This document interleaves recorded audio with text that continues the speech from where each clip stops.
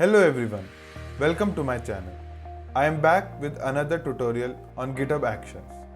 In this video, we will learn all about GitHub Actions and see how to set up a simple CI/CD pipeline to deploy a Spring Boot application to Google Kubernetes Engine. So without any further ado, let's jump right into it.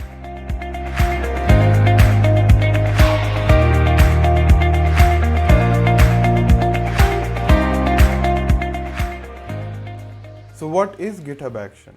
GitHub Actions is an API for cause and effect on GitHub.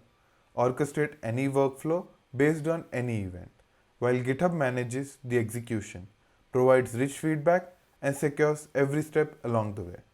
Which means that GitHub has now made CI/CD even more simple than it was before. GitHub Actions allow you to set up your own workflow, be it integration workflow or deployment workflow. You can run multiple workflows parallelly on any step that you want. Why GitHub Actions? There are other major CI/CD providers like Jenkins, so why choose GitHub Actions? The answer is very simple. They are third-party softwares and something that you need to have additional resources to set up and make it work, and not native to GitHub environment, and also cannot utilize the power of GitHub itself. While GitHub Actions is completely native and can be used to set up workflow for any event that happens in GitHub, be it issue creation, push or pull event, etc. It can also utilize the secrets created in GitHub repo or organizational repo. So no need to create secrets everywhere. Everything can be done within the GitHub Actions. Okay, so we have seen what GitHub Actions is and why do we need it. It's time to see how to actually implement it. We will be creating a simple Hello World Spring Boot application and then deploying it to Google Kubernetes Engine. We will use the following GitHub Actions to do the implementation. First, we'll be Dockerizing the application. Second, pushing the Docker image to Google Container Registry, creating a cluster in Google Kubernetes Engine, deploying the Docker image to Google Kubernetes Engine, creating a load balancer service which will balance the load for our service based on the pods. Let's look at the workflow that we need to set up in GitHub Actions. First step is to check out the repository. Second will be to set up the environment. Third, building the application. Fourth, configuring Docker. Fifth, building the Docker image. Then pushing the Docker image to GCR. Setting up Kustomize. Kustomize is contemporary to Helm. So it's basically, it does the same thing as Helm does, but it's different from Helm. And the last will be deploying the image to GKE cluster. So now let's set up the API in Spring Boot application which we will be deploying. So to create a Spring Boot application, we'll use Spring Boot Initializer. All you need to do is head up to start.spring.io and it will open up this page. Here we select the project structure using Maven, language will be Java, Spring Boot will be default 2.4.1.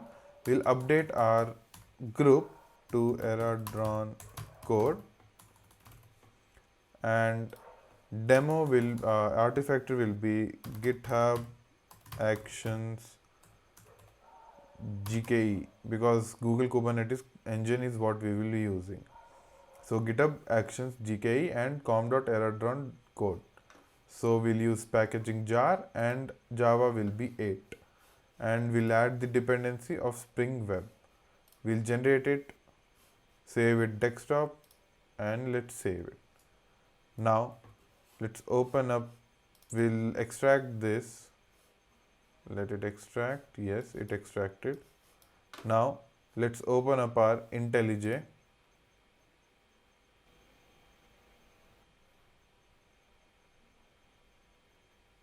Yep, and we'll open up our project which we have downloaded just now. Open it, go to desktop, where is desktop? Yes, here, and select this one and open it.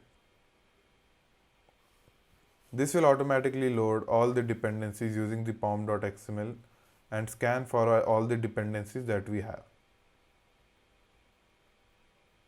Let it load. It's still indexing. So once your project gets set up, all the dependencies are downloaded, you'll have something similar to this. We'll have only one file, which is the Spring Boot application, which is basically the starter point for the application to start. And we'll have resources folder, and it'll have some files which we are not concerned right now. And all we need to do is we need to create a controller which will handle our request and return hello world. So let's see how to do that. Open as a Java class, name it as hello world controller, and the first thing that we need to do is we need to name it a controller. So we'll ask the Spring Boot annotation to name it as controller. Then we'll have a request mapping which will map to slash, and will return a response body which will be nothing but a string, and let's name the function as hello world, and which will just return a simple hello world statement. So let's run it and see what happens. It's building, and it has started our GitHub actions. So let's jump over to our browser and search for localhost colon 8089 and enter. So you can see we have hello world. So our Spring Boot application is up and running, and only thing that is left to do is to Dockerize and package it and send it to send it to Google Kubernetes Engine. We'll see how to do that in the next video. Thank you.